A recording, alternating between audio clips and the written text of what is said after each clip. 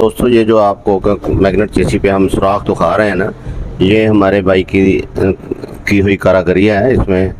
ये इसके चेसी को जब उसने बैठाया है ना, इसकी दोस्तों इसको सुराख को,